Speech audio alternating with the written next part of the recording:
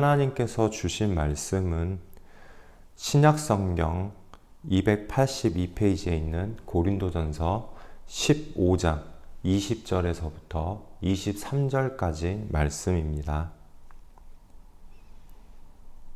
그러나 이제 그리스도께서 죽은 자 가운데서 다시 살아나사 잠자는 자들의 첫 열매가 되셨도다. 사망이 한 사람으로 말미암았으니 죽은 자의 부활도 한 사람으로 말미암는도다.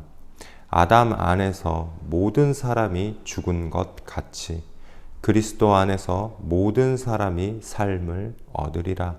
그러나 각각 자기 차례대로 되리니 먼저는 첫 열매인 그리스도요, 다음에는 그가 강림하실 때에 그리스도에게 속한 자요. 아멘. 하나님의 말씀입니다. 오늘 말씀에서 보면 아담 한 사람으로 통하여서 아담 한 사람으로 말미암아 인간들의 삶에 죄가 들어오게 되었고 그 죄 때문에 차례대로 죽게 되었다. 그런 것처럼 이제는 두 번째 아담인 예수 그리스도께서 오심으로 말미암아 모든 사람이 죄를 해결하게 됐고 죄로부터 더 이상 영향을 미치는 삶을 살지 않아서 죄로부터 자유함을 얻기 때문에 죽음을 보지 않는 영원한 생명으로 모든 사람이 삶을 얻게 될 것이다 라고 하는 말씀입니다. 지금 우리가 예배를 드리면서 지키고 있는 이 주일이라는 날은 예수님께서 부활하신 날을 기념하여서 매 주일마다 지키고 있습니다. 원래 히브리인들의 안식일은 금요일 해 질 때부터 토요일 해 지기 전까지를 안식일로 지키고 있습니다. 예수님께서는 이 안식일 다음 날, 안식 후 첫날 해가 뜰 때에 부활하셨다라고 성경은 증언합니다.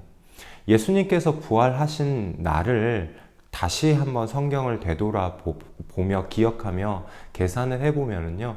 유대 명절이었던 유월절이 지나고 나서 유대 명절인 유월절 다음에 오는 유월절 이후에 오는 안식일이 지난 첫날 새벽이었습니다. 그날 예수님께서 부활하시게 되었죠. 이날은 히브리 사람들이 가지고 있는 달력으로 초실절이라고 하는 명절에 해당하는 날입니다. 이 초실절이라고 하는 것은 이스라엘 전체를 대표해서 성전에서 첫 열매를 드리는 날입니다.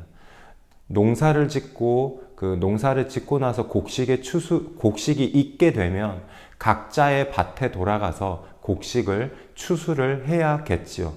곡식이 추수하기 전에 가장 먼저 하나님 앞에 감사를 드리며 이스라엘 전체를 대표해서 성전에서 제사장들이 아침 해가 뜰 무렵에 상번제를 드린 다음 이스라엘을 대표하는, 추수를 대표하는 보리의 첫 이삭을 가져다가 고운 가루로 만들어서 하나님께 첫 열매로 예물로 하나님께 드리게 됩니다.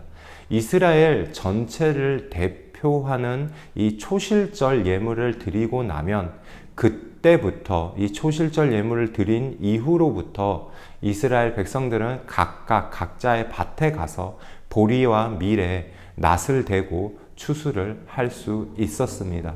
그리고 나서 그날로부터 초실절 첫 열매를 드린 이후로부터 77절이라고 알려진 기간 동안, 그 뒤로 49일 동안에 이스라엘 사람들은 각자의 밭에서 난 추수를 할 수 있었고 그 추수한 것들 중에 첫 열매를 각자 하나님께 나와 드리게 되었습니다.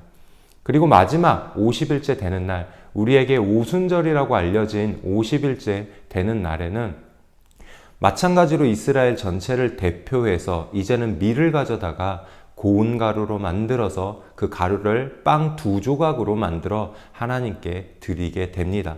그렇게 해서 하나님의 은혜로 내가 한 해 동안 농사를 잘 드리고 내가 씨를 뿌리고 일을 했지만 하나님께서 때에 맞춰서 비를 주셨고 이른 비와 늦은 비를 주셨고 이슬을 주시고 또한 하나님께서 해를 주시고 하는 이런 하나님의 은혜로 말미암아 내가 먹고 살 수 있는 열매를 거두게 되었고 이제 그것을 열매를 잘 얻고 잘 마쳤음을 고백하며 감사를 드리게 됩니다.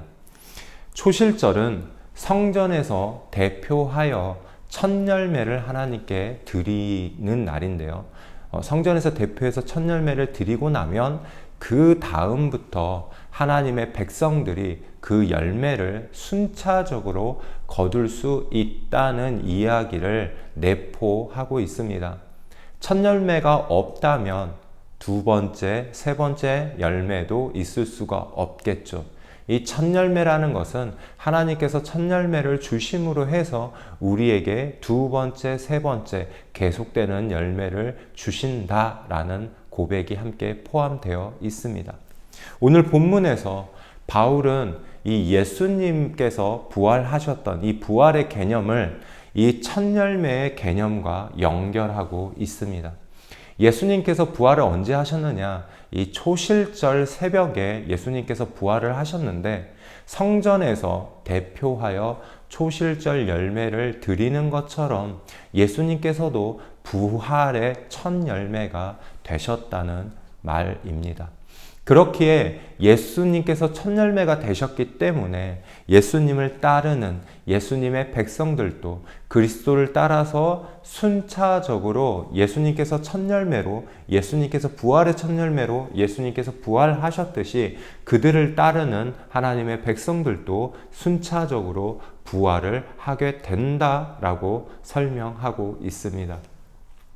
부활이라는 것은 단순하게 죽었다가 살아나는 것을 말하지 않습니다.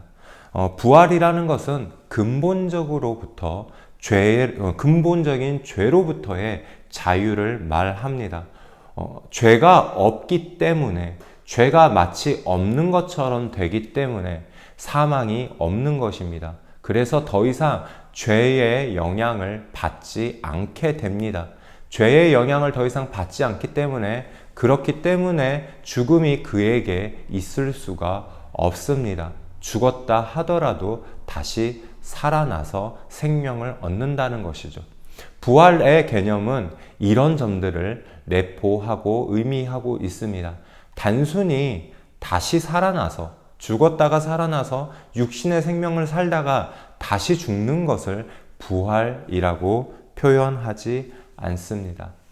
사랑하는 화평교회 성도 여러분, 우리가 예수님을 따라 예수님이 사셨던 방식대로 예수님의 말씀대로 살면서 그리스도의 백성이 된다면 예수님께서 초실절에 부활의 첫 열매로 우리에게 보이신 것처럼 그 예수님의 모습을 따라서 우리도 순차적으로 우리들의 열매를 하나님 안에서 말씀의 열매를 거두실 줄로 믿습니다. 우리 다 함께 기도하겠습니다. 거룩하신 하나님 아버지, 우리가 하나님의 백성으로서 하나님의 말씀을 지키며 하나님의 말씀대로 살기를 원합니다. 예수님께서 하나님의 말씀을 어떻게 살아야 하는지 보여주신 것처럼 우리도 그 그리스도의 삶을 따라서 그리스도를 닮아 살아가기를 원합니다. 그래서 예수님께서 부활의 첫 열매가 되신 것처럼 우리도 예수님을 따라 그리스도를 따라 부활의 열매를 거둘 수 있는 인생을 우리에게 주시옵소서. 예수님과 함께 하나님 나라에 동행하며 그 하나님 나라에 거하며 하늘의 상급을 얻을 수 있는 삶을 우리 가운데 은혜로 내려 주시옵소서. 거룩하신 예수 그리스도의 이름으로 기도드립니다. 아멘.